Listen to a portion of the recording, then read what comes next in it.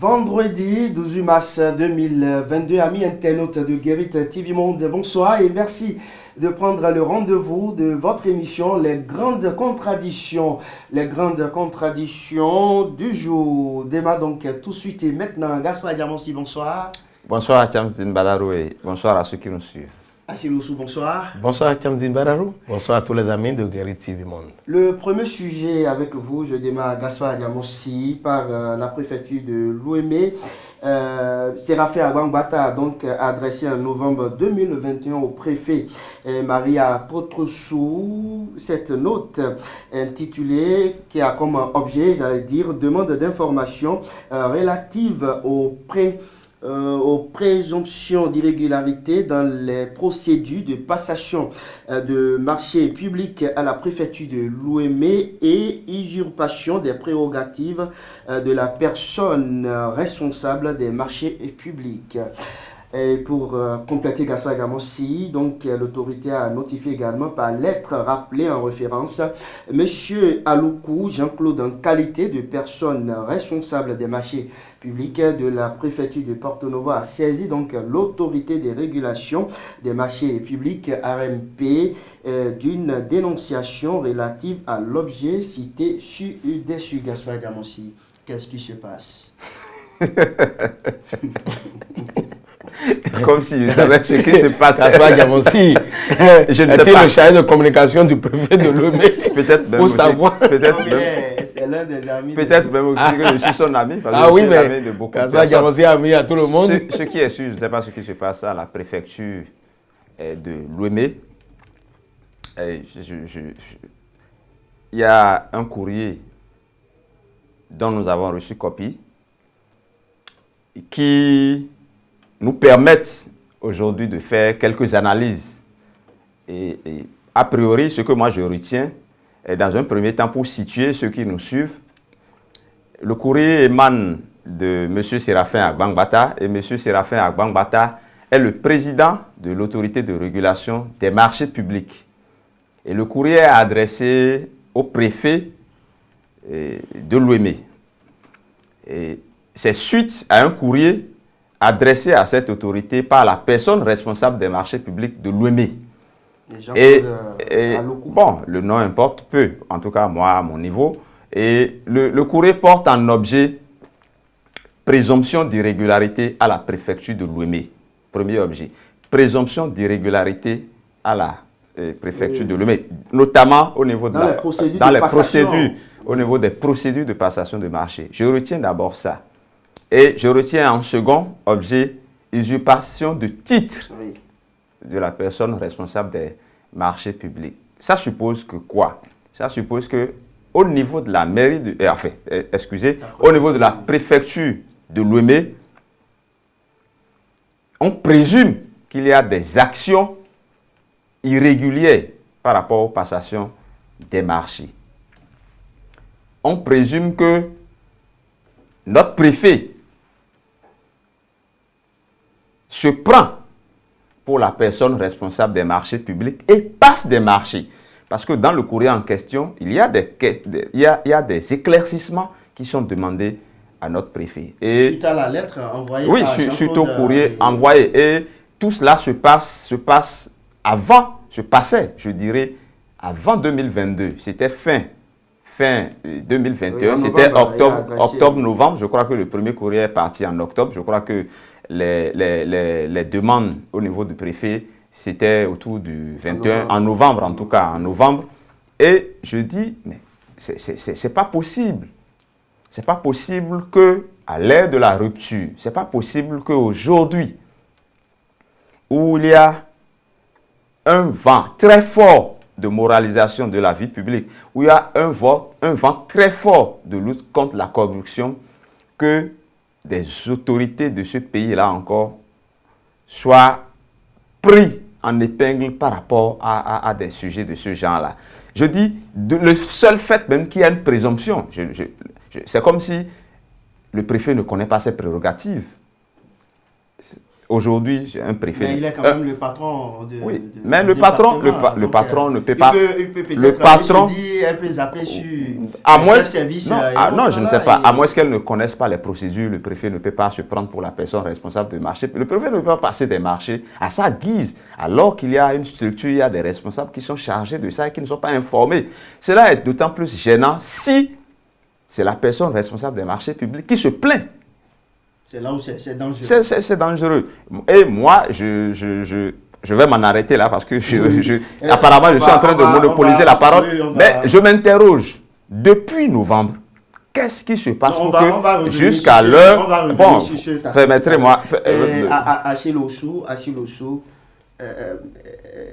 Jean-Claude Aloukou a dénoncé, il parle d'usurpation de titres et autres. C'est comme s'il est là et il ne fait rien, mais le préfet travaille.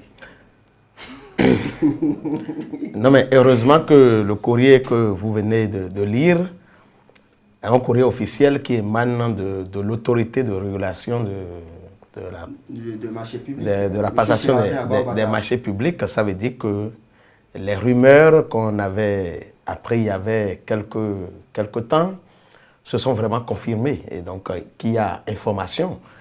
Et par rapport à cela, la personne du préfet nous intéresse, en ce sens que... la personne du préfet. Oui, la personne du préfet. Elle est intéressante. Non, mais écoutez, il n'y a pas d'amalgame à faire.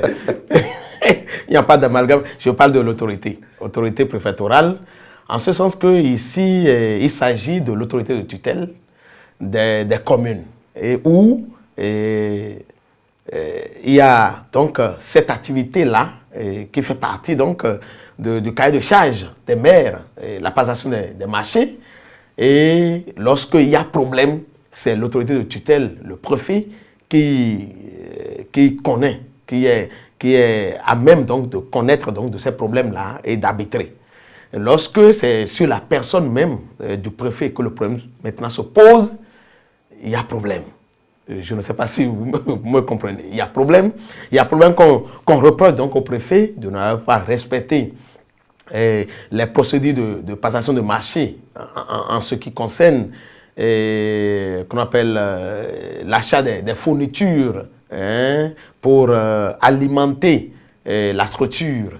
Et c'est en cela que nous pouvons nous demander si c'est normal qu'on puisse confier à quelqu'un qui n'est pas à même donc, de respecter lui-même les règles les plus élémentaires qu'il est appelé à faire respecter. C'est ça le problème. C'est vrai qu'on dit que depuis novembre, l'autorité de la personne de la passation, en termes de passation des marchés publics, a demandé des informations pour comprendre et pour connaître, mais en amont, il y a déjà plainte de la personne oui, en tant que responsable de la passation des marchés publics au niveau de la préfecture de l'Ouémé. Et en cela, je crois qu'il serait intéressant qu'on nous dise, depuis novembre, nous sommes déjà pratiquement à 5 mois, quelle a été la suite qui a été donnée au courrier de l'autorité. Qu'est-ce que nous pouvons retenir finalement? Est-ce que c'est la personne chargée de la passation des marchés publics au niveau de la préfecture de Lomé et du plateau qui a raison, ou bien c'est l'autorité qui a raison? Il faut que nous soyons vraiment situés par rapport à cet état de choses. Effectivement, et Gaspard Diamossi, c'est vrai que depuis quelque temps, c'est un silence plat et c'est la lune de miel désormais entre Jean-Claude Aloukou et son patron, Dr Maria Potrosu. Qu'est-ce qui se passe concrètement? Je n'en sais rien, je ne travaille pas. Je n'en sais rien, je ne travaille pas à la préfecture. Et la personne du dénonciateur m'importe, moi, peu. Ce qui est sûr, lui, il a écrit à l'autorité et je suppose que les enquêtes sont en cours. Et du moment où les deux sont appelés à collaborer, peut-être qu'après cette dénonciation, les choses se passent désormais dans les règles de l'art. Peut-être que c'est ce qui nous amène à ne pas avoir d'histoire. N'empêche qu'il y a un sujet qui est sur le tapis, qui doit être vidé. Et quand c'est comme ça, les regards aujourd'hui doivent se tourner vers l'autorité des régulations des marchés publics pour dire, mais depuis la dénonciation, depuis le courrier envoyé au préfet, qu'est-ce qui s'est fait? Pourquoi aujourd'hui ce silence-là? Sinon, s'il n'y a rien sous le soleil, qu'on nous le dise, qu'on a fouillé, que c'est peut-être des dénonciations calomnieuses ou des dénonciations non fondées. Mais il a une méthode de travail. Oui, c'est ce que je dis. Bon, peut-être que certainement des dispositions. Oui, et qu'avec le temps, on aura les résultats. Mais moi, j'ai un peu le cœur fendu. J'ai un peu le cœur fendu, pourquoi? J'ai un peu le cœur fendu parce que nous parlons d'une dame. Et quand vous prenez aujourd'hui, vous faites le tour, vous constaterez que c'est sur les 12, c'est l'une des rares femmes à être à cette position-là. Moi, je ne veux pas donner l'impression qu'on s'acharne sur elle, mais ce sont peut-être le sort, c'est peut-être le sort qui s'acharne sur elle, c'est peut-être les faits. Et ce qui me gêne en plus, c'est que elle a été promue par un parti, l'UDBN. Enfin, elle a été proposée, je dirais, par un parti, l'UDBN, dont la présidente est une femme. On connaît. Bon, quand j'en parle, Achille n'aime pas que j'en parle. Bon, et en plus, ne me posez pas à la présidente. Et en plus, c'est la présidente de l'Institut national de la femme. Et donc, je me dis, j'ai envie de dire que l'UDBN a fait un mauvais casting. Bon, je ne sais pas, on aurait pu envoyer peut-être quelqu'un d'autre parce que ce qui se passe n'honore pas la préfecture de Lomé, mais n'honore pas également, n'honore pas l'UDBN et n'honore pas certainement l'honorable Claudine Prudencio qui s'est battue des pieds et des mains pour que cette dame-là se trouve à cette position-là. Écoutez, on ne dit pas qu'elle est coupable, mais qu'il y ait cette méconnaissance un peu des tests et qu'il y ait ce genre d'attitude qui ne l'honorent pas. Encore qu'il y a l'affaire des moutons ou de Tokwe qui est là, qui est pendant. Elle donne l'impression d'être comme un peu sourde face à tout ce qui se dit. Elle est venue, elle est allée à Tokwe, elle a menacé, elle a dit des choses, nous avons encore les enregistrements, mais depuis qu'elle est là, je ne sais plus combien de temps, elle a fait rien. Et certains tentent de dire que, que des moutons circulent dans beaucoup de sens, on n'en sait rien. Et maintenant, c'est encore l'histoire des passations de marché qui arrivent. Moi, comme je l'ai dit, j'ai de la peine. Je veux bien dire que c'est un bon préfet, une bonne préfète, si vous préférez. Mais bon, voilà, les faits sont têtus et on est obligé de commenter cela. Et comme je le dis encore une fois, j'ai de la peine pour l'UDBN, j'ai de la peine pour la présidente Claudine Prudencio et j'ai de la peine pour la préfecture de l'UDBN. De la peine pour moi-même parce que je suis Vous êtes de l'UDBN? Mais écoutez, moi... ce qui dérange aujourd'hui Achille Oussou dans cette histoire, c'est le silence de Jean-Claude Aloukou en question. Ah oui, effectivement. Non, mais écoutez. La rédaction de Guéri TV Monde a pris contact plusieurs fois avec Jean-Claude Aloukou. Il donne son OK. 15 minutes avant le tournage, il dit toujours, on a encore une autre séance. Non, mais écoutez, je crois qu'il a raison. Il a raison pour deux choses. Il a raison d'abord parce que dans ce milieu-là, on a obligation qu'on appelle de réserve. De réserve. On a obligation de réserve dans ce milieu. Donc, je ne l'accuse pas pour autant de vous fuir tout le temps. Parce qu'il ne peut pas vous dire qu'il ne peut pas... Parce qu'il ne sait même pas comment vous avez pu mettre la main sur ce courrier. Vous avez pu intercepter le courrier pour vouloir lui tirer le verre du nez. Et deuxièmement, il s'est plaint à l'autorité. Il faut que l'autorité connaisse d'abord de la pertinence de sa correspondance avant toute déclaration. Et donc, en tant que tel, on peut peut-être chercher d'une manière ou d'une autre à déculpabiliser monsieur le PRMP, c'est ça on dit, non? Le PRMP de la préfecture de Lomé. Mais je voudrais, pour peut-être vous surprendre pour une première fois, dire que je ne sais pas pourquoi vous accusez Madame Claudine Prudencio pour avoir fait la promotion d'une dame à la tête de la préfecture de Lomé. Personne l'a Elle a joué son rôle. Elle a joué son rôle. Je ne suis pas d'accord avec vous qu'elle n'a pas trouvé la personne la mieux indiquée pour la promotion. Hein. Et je crois d'abord que c'est une femme. Ensuite, c'est une docteure. Je pense qu'on le dit maintenant, parce que le français est capricieux. C'est une docteure. Ensuite, cela, comme l'a dit tout à l'heure Gaspard, cela vient d'une manière ou d'une autre édulcorer quand même le milieu des préfets, parce qu'elle fait partie des rares femmes qui occupent aujourd'hui ce poste-là. Donc c'est important de le souligner et on ne devrait pas le reprocher à Mme Claudine Prudencio. Seulement qu'il faut qu'elle joue encore toujours ce rôle de casting par rapport à sa promue. Donc, ce qui ne va pas, il faut qu'elle puisse connaître de ça et qu'elle lui donne les conseils nécessaires pour qu'elle ne regrette pas d'avoir fait sa promotion, d'avoir fait son choix. Et donc, aujourd'hui, la personne en charge des marchés publics au niveau de la préfecture de Lomé du Plateau, je crois que pour avoir rendu compte à l'autorité, a bien fait de jouer son rôle parce que cela devrait les emballer tous. D'un jour à l'autre, ça va se faire s'éclater, ça va se faire connaître et je crois qu'il a bien fait d'avoir joué son rôle. Il appartient maintenant à l'autorité de tutelle de tirer le son de ce qui se passe et peut-être donc de chercher. L'eau a coulé. Vous parlez de qui? Entre qui? Entre la préfet et moi ou bien entre la préfet et le PRMP? Je ne sais pas. Aidez-moi. Non, je ne sais pas aussi. Il faut poser la question à Gaspard. C'est lui qui est l'ami de tout le monde. Comme les moutons circulent. Moi, je n'en sais rien.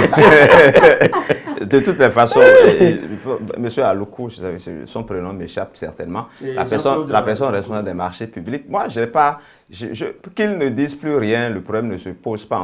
Pourquoi voulez-vous qu'ils disent quelque chose?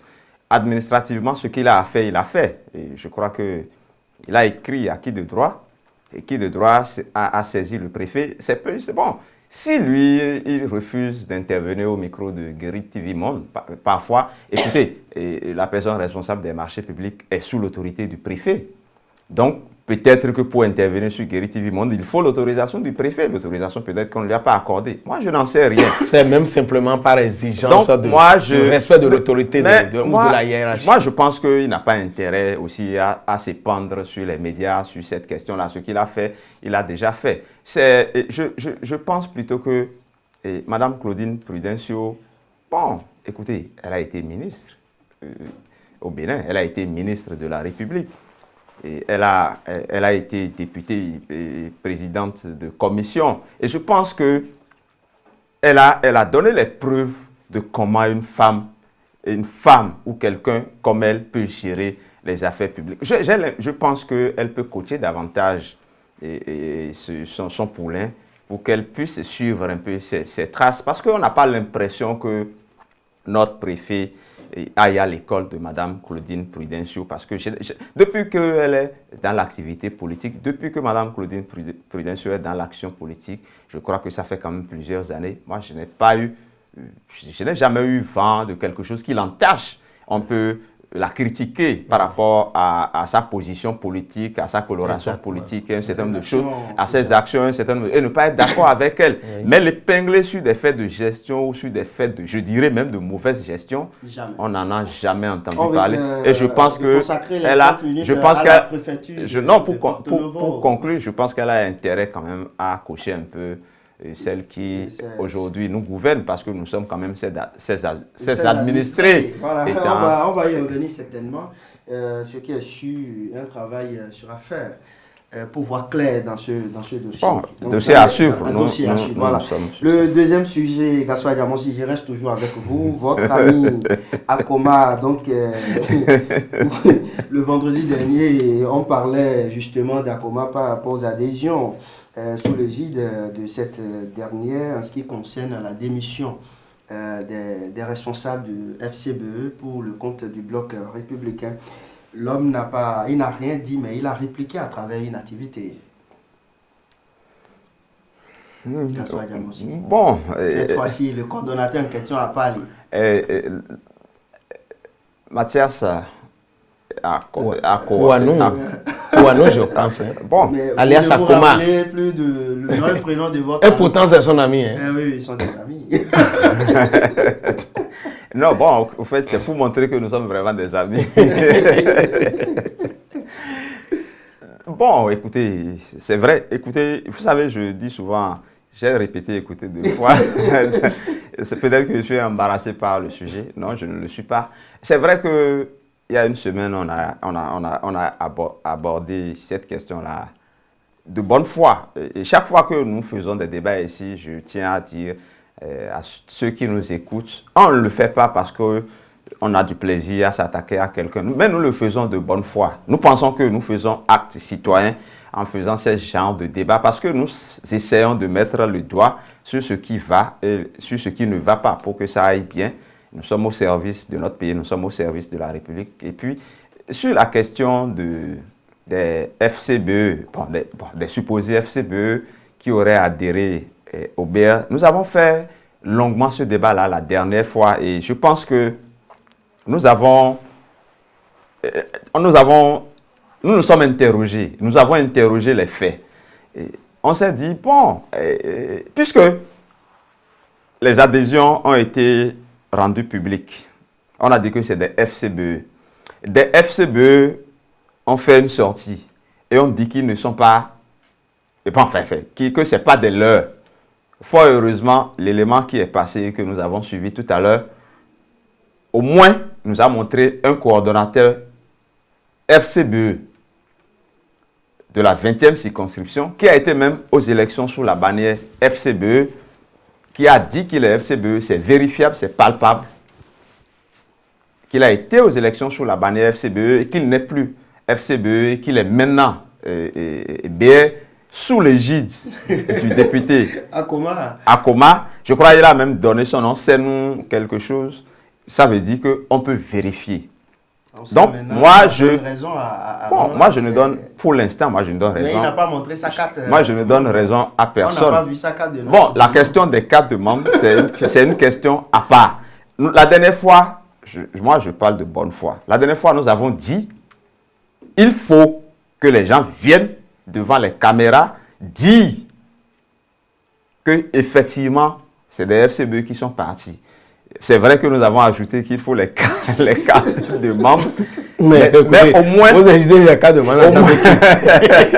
Mais au moins, quelqu'un a eu le courage de venir devant les caméras et de dire qu'il est un ancien FCBE, qu'il est un ancien coordonnateur FCBE et qu'on peut vérifier, au moins sur la base de ce qu'il a dit, parce que les archives des élections antérieures existent, on peut vérifier et constater qu'il a été ou bien qu'il n'a pas été FCBE. Sur cette base-là, moi j'estime quand même que, parole contre parole, on peut commencer par prêter foi un peu au fait qu'au moins un FCBE a adhéré sous l'égide du député Akoma au bloc républicain. Et s'il y a un, peut-être qu'il peut en avoir plusieurs, on continuera de faire les réflexions.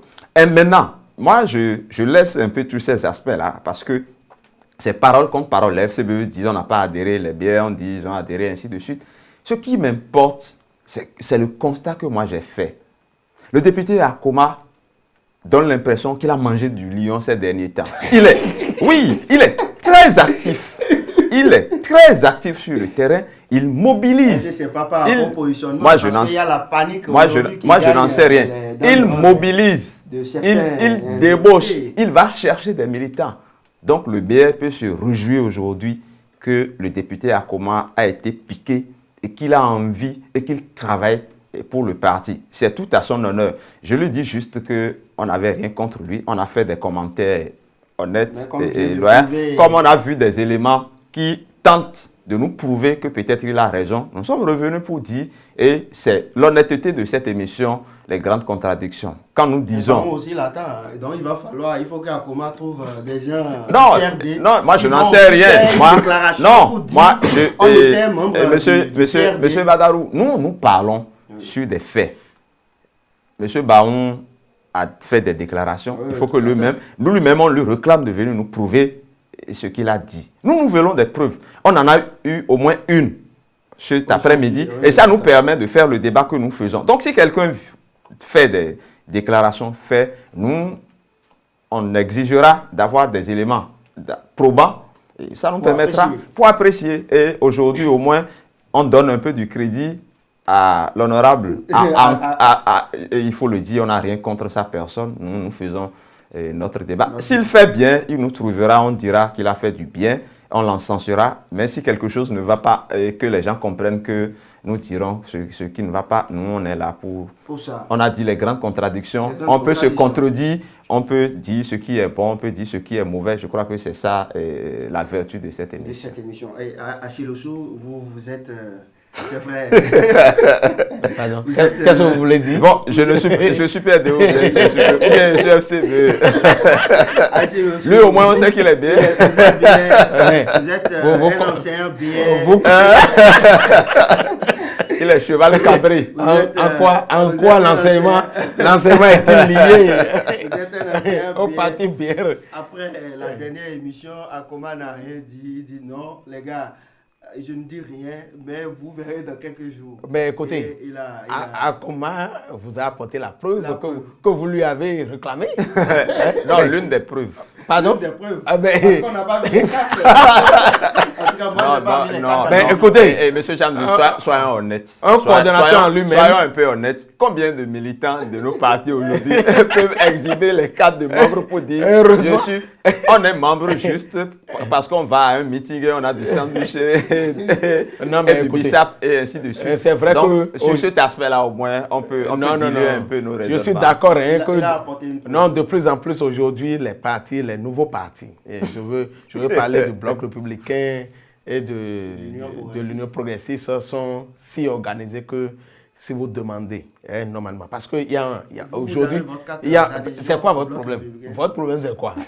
Non, les cartes que nous demandons... Non, les cartes que nous avons exigées, ce n'est pas des cartes de BS, c'est des cartes de FCB. Donc, ce n'est pas un nouveau parti. Non, écoutez. Non, je voudrais dire que nous sentons de plus en plus qu'on appelle l'environnement politique est si organisé que désormais, on peut exiger aux militants des cartes de membres. Mais avant, tel n'était pas le cas.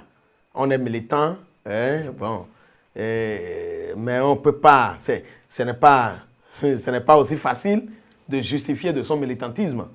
C'est seulement à travers les votes, le soir du décompte, qu'on peut dire que que le PRD est vraiment bien assis dans notre parti. Et moi, je vous demande. Ne vous forcez même pas, j'en arrive.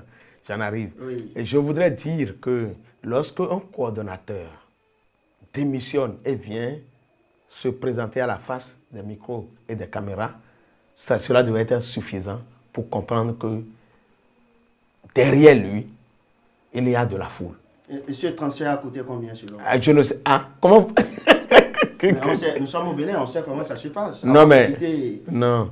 Il n'y a que. Comme vous êtes du bloc. Il n'y a que.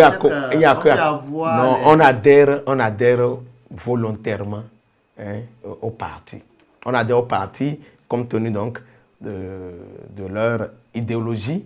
On adhère au parti compte tenu de leur activisme sur le terrain. Et je crois que le coordonnateur dont nous parlons a adhéré aussi librement et qu'il n'a rien exigé du député Akoma pour le suivre. J'avais dit ici, le vendredi dernier, que certainement les actions de Akoma ont impacté plus d'un dans la 19e, pardon, qu'est-ce que je raconte? La 20e circonscription électorale et plus précisément dans la commune de Dangbo. C'est vrai. Non, les supposés démissionnaires ne sont pas uniquement de Dangbo. Oui. Je crois que j'ai entendu des localités de Dangbo, j'ai entendu Misrité, je crois que j'ai à Djouon, à Vrankou. C'est un peu dans toute la 20e. D'accord, ok. Donc, et j'avais aussi ajouté, je n'ai pas oublié que si Akoma travaille à élargir les bases du parti Bloc républicain dans la 20e circonscription électorale, c'est à son actif. cela mériterait certainement lors des positionnements sur la liste pour vous allez trop vite en les prochaines législatives. Mais ce n'est pas tout. Ce n'est pas tout. Et aujourd'hui, nous avons demandé à Akoma, et on avait demandé le vendredi dernier à Akoma donc de justifier que ceux qui ont démissionné sont vraiment du parti FCBE. Nous avons vu un coordonnateur réagir. Il faut que Akoma se montre de plus en plus actif sur le terrain pour définitivement nous empêcher d'avoir des doutes sur les actions qu'il a menées et qui, entre-temps, ce n'est même pas nous qui avons douté de ce qu'il a fait, ce sont les militants, ce sont les responsables FCBE qui sont montés au créneau pour remettre en cause ce qu'il avait fait. Il faut donc qu'il travaille à confirmer son hégémonie dans la 20e circonscription et plus ailleurs. Et il vient de commencer. Non, ah bon, écoutez, c'est vous qui le dites. C'est vrai que c'est minime. C'est vous qui le dites. Non, moi, on donne ce crédit-là au député Mathias Akouanou, alias Akoma, pour ce qui est en train d'être fait. Nous, on n'est personne pour exiger de lui qu'il vienne démontrer des choses. C'est parce qu'il y a une action, il y a une réaction des FCBE que ça nous a amené à faire ce débat. Mais moi, je tiens quand même à faire, peut-être pour finir avec ce débat, une petite précision. Un coordonnateur FCBE est venu dire à la télé qu'il est coordonnateur FCBE, il a donné des éléments, qu'il était FCBE, maintenant qu'il a dérogé. Il a même été candidat. Oui, il a donné des éléments qui permettent aujourd'hui de prouver si c'est vrai ou si c'est faux. Mais moi, je lui donne la bonne foi. Ça me permet de m'interroger. Est-ce que les responsables des FCBE, parce que la dernière fois, on a donné comme l'impression que c'est eux qui avaient raison et qu'on les soutenait. Non, c'est sur la base des faits qu'on avait réagi. Mais aujourd'hui, ça nous permet de nous questionner. Est-ce que il s'appelle est-ce qu'ils ne sont pas de mauvaise foi? Est-ce qu'ils ne sont pas de mauvaise foi quelque part? Ou aujourd'hui? Il y a combien de Paul Mouquet dans la République? Celui qui avait réagi la dernière fois s'appelle aussi Paul Mouquet. Non, on parle du premier responsable FCBE. Ok. Est-ce que je comprends? Parce qu'on a comme l'impression aujourd'hui que ce parti-là perd des plumes. Ok. Ce parti-là perd des plumes, perd des militants, et qu'on se cache derrière son petit doigt pour ne pas reconnaître ce qui est en train de se produire. Et là, je pense que on va absolument, il faut qu'on aille de ce côté-là, parce que si on ne sait pas ce qui se passe au niveau des FCBE, qui aujourd'hui sont quand même reconnus comme un parti légal et qui bénéficie du financement de l'État par rapport à l'achat des partis politiques. Mais apparemment, ce parti-là, on va y revenir. Le poids là. Le sujet à présent pour terminer. On a encore quelques minutes pour boucler l'émission du jour. Interdiction des tontines au Bénin. Ne faut-il pas faire la part des choses, Gaspard Diamossi? Bon, les tontines, ce n'est pas une interdiction des tontines. On dit. Non, c'est c'est l'interdiction de la collecte. Lorsque Yoruba, Nago prononce. C'est l'interdiction de la collecte illégale de l'épargne publique. Je crois que c'est l'expression qui a été utilisée. Maintenant, moi, je ne sais pas, j'ai lu l'arrêté. Dans un premier temps, quand l'arrêté est intervenu, je crois qu'on a fait beaucoup de discussions autour de cette question-là. Et les gens s'en sont pris directement à ce que vous avez appelé à Dogbe ou bien à Dogbe, je ne sais pas ce que... Puisque l'arrêté a nommément cité. Mais en réalité, c'est une décision qui concerne tout ce qui est collecte illégale de l'épargne publique. C'est ça la réalité. L'arrêté est juste venu préciser et interdire ce qui était. Ce n'est pas que c'est un truc nouveau. En réalité, il y a une réglementation par rapport à tous ceux qui doivent collecter l'épargne chez les Béninois. Et je crois que c'est une décision qui protège davantage ceux qui font les tontines chez nous. Maintenant, moi, je m'interroge par rapport à l'étendue de la décision, parce qu'aujourd'hui, quand vous prenez les petites, les artisans, et les petits commerçants qui se regroupent de façon informelle et qui font leur genre de petites tontines sans histoire pour financer leur commerce, je pense qu'on n'a qu'à réfléchir correctement pour voir l'étendue de cette décision-là. Sinon, vraiment, je pense que si on doit envoyer tout le monde vers les structures que nous appelons les structures autorisées, je pense qu'on est en train de tuer tous les épargnants au niveau du pays, honnêtement. Oui, de ce jeune Taïro. Absolument. Et dans ces cas-là, c'est qu'il y a aujourd'hui, avec l'arrêté, il y a une confusion totale. Et les gens pensent qu'il faut tout arrêter, il faut tout supprimer, mais non. Lui, par exemple, il met de moyens. Et Bio Adam Taïrou met de moyens, le promoteur de l'entreprise Bénin Agritropique. Moi, je ne pense pas que... disposition des agriculteurs. D'abord, quand tu entends l'expression Bénin Agritropique. Agritropique, ça n'a rien à voir avec... un truc de tontine. Lui, il est dans son domaine de l'agriculture. Il a affaire avec les cultivateurs. Il a affaire avec les paysans. C'est avec les bonnes dames et autres. Donc, cette ONG a vocation à aider les petits agriculteurs en leur... Oui, là, c'est lui qui donne de l'argent. Et après, on retourne. Et par rapport à leurs activités, à leurs petites activités génératrices de revenus, et qui en retour collecte un peu ses sous. Je ne pense pas que ce soit de l'épargne. C'est plutôt des prêts. Des prêts à des taux peut-être préférentiels par rapport à un secteur donné. Je pense que c'est ce que lui fait. Je ne suis pas sûr... Bon, je ne suis pas du ministère de l'économie et des finances, mais je ne suis pas sûr que cette activité-là soit concernée par l'arrêté. Voilà des activités qu'il faut encourager. Ce n'est pas des gens qui collectent l'épargne et qui disparaissent dans la nature, mais c'est plutôt des gens qui remettent leur argent aux paysans, aux agriculteurs, qui courent le risque que ceux-là disparaissent dans la nature. Donc, c'est totalement le contraire de ce qui est. Il est à féliciter et à encourager. Je crois que l'exemple que vous donnez, qui concerne donc à d'abord prendre le risque, donc l'exemple que vous donnez, qui concerne à prendre le risque de mettre ses moyens, son argent à la disposition des femmes pour aller faire de petits commerces, de petites activités génératrices de revenus, et en retour de venir peut-être rembourser ce qu'on a. C'est tout un risque. C'est lui qui court de risque. Au contraire, je crois que lui, l'État devait l'encourager et l'appuyer. L'État devait lui donner des moyens parce que c'est de ça qu'il s'agit. L'État n'a pas la possibilité d'employer tout le monde. Lui ne se repose parce qu'il a ses partenaires et il agit. Non. Donc, je crois que, par exemple, au marché Wando, pour être concret, on dit par exemple qu'il y a une structure qui s'est installée et tous les 3 jours de marché donne de l'argent aux femmes pour aller peut-être vendre de l'eau, 1000 francs, 500 francs, et le soir, on doit lui retourner ce qu'il leur a donné avec un intérêt de 25 francs ou de 50 francs. Est-ce que vous allez dire que celui-là fait de l'épargne?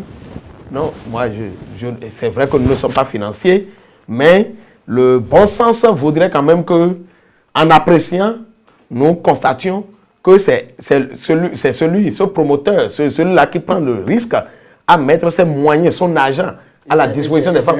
C'est lui qui court les risques, tous les risques. Je ne sais même pas si on peut parler de perte et profit ou de profit et perte. Parce qu'il y a des expressions comme ça dans le jargon des financiers. Mais ici, je crois que c'est perte totale ou risque total. Donc, il devrait être à féliciter, il ne devrait pas être inquiété. Au contraire, l'État devrait lui décerner un satisfecit pour ce qu'il fait et l'accompagner pour le risque qu'il prend et surtout non seulement l'agriculture, mais à promouvoir les petites et moyennes entreprises. Parce que lorsque vous donnez à manger à une femme, vous donnez à manger à une famille. Tout à fait. C'est ça. Donc, je crois que celui-là devait être même reçu dans l'ordre maintenant, l'ordre... Vous les avez comment vous dites? Non, je ne les ai pas. L'ordre national de mérite ou quelque chose. Comment L'ordre de Talata.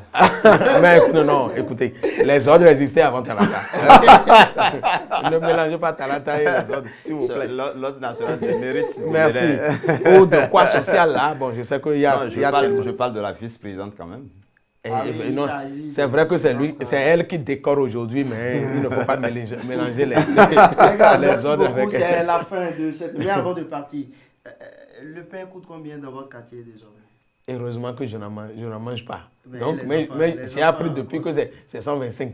150 ou 125? Oh, ben, pardon? 150. Ça prouve vraiment qu'il n'en mange pas. Je sais que M. Agadjamonsi est friand du pain. Ils vont lui demander ça coûte combien de pain. Je n'en ai pas mangé depuis que... En tout cas, je n'en ai pas acheté depuis que... Les 25 francs pour... Moi, je n'ai pas de problème. J'ai lu quelqu'un qui disait qu'au moins avec le nouveau prix, que les bonnes dames ne vont pas leur dire qu'il n'y a pas de monnaie de 25 francs. Et quelqu'un lui a répondu qu'elles diront qu'elles n'ont pas la monnaie de 50 francs. Voilà les gars, mais rassurez-vous, la question du pain, on en parlera. Ceux qui mangent du pain là, on leur donne rendez-vous pour on va y revenir certainement parce que ça concerne la population là-bas. Et c'est suffisamment grave. C'est suffisamment grave. On va y revenir d'ici le vendredi prochain, si Dieu le veut. Mesdames et messieurs, c'est définitivement terminé. Gaspard Agadjamonsi, un mot rapidement pour conclure. Non, le mot que moi je dis souvent, c'est de remercier ceux qui font l'actualité, qui nous permettent de... La dernière fois, notre ami, notre grand frère, notre papa, notre député Akoma avait fait l'actualité, on en a parlé. Et fort heureusement, il a encore fait l'actualité. Bon, la dernière fois, on en a parlé de façon négative, mais je crois qu'aujourd'hui, comme on a eu plus d'éléments, on en a parlé de façon qui ne peut plus l'agacer. Je pense que c'est ce que nous souhaitons.